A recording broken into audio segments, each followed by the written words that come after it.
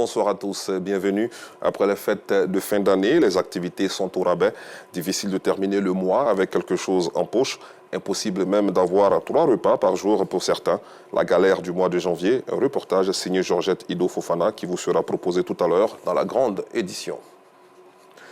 Et puis la dégradation de la voie de l'église Saint-Mathieu à la cité verte de Yopougon-Niangon, qui avait fait l'objet de vives critiques de la part de la rédaction de RTI2, est depuis quelque temps un lointain souvenir pour les usagers et les riverains.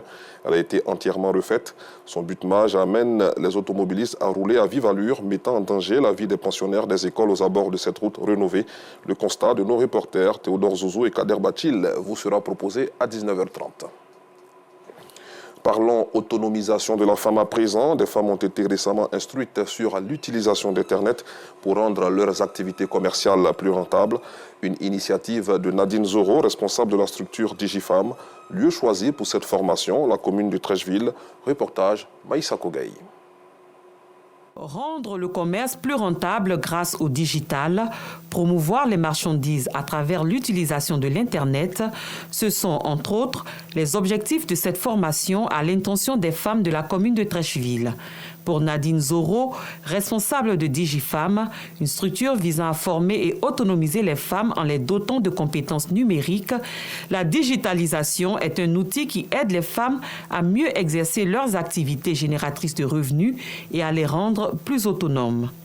L'objectif, c'est de leur mettre à disposition tout ce qui est outils de gestion d'entreprise de manière digitale, mais aussi de leur permettre d'être à l'aise en environnement digital, en vendant sur Facebook, en ayant des pages WhatsApp Business, en sachant créer des visuels, par exemple sur Canva, en ayant vraiment une vision claire de tout ce que le digital peut offrir en termes de potentiel. Les participantes à cette rencontre ont salué l'initiative.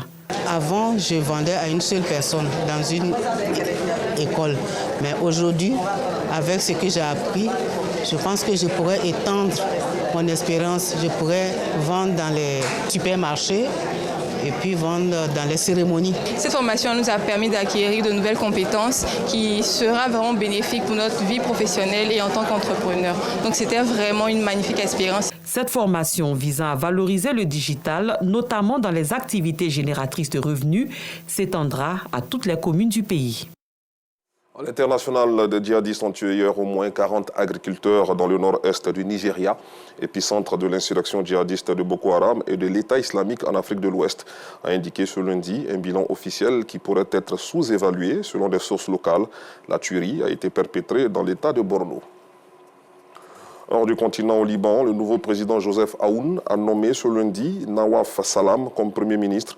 Ce dernier, universitaire puis ambassadeur, devenu président de la Cour internationale de justice, est désormais chargé de former un gouvernement. Je vous retrouve à 19h30.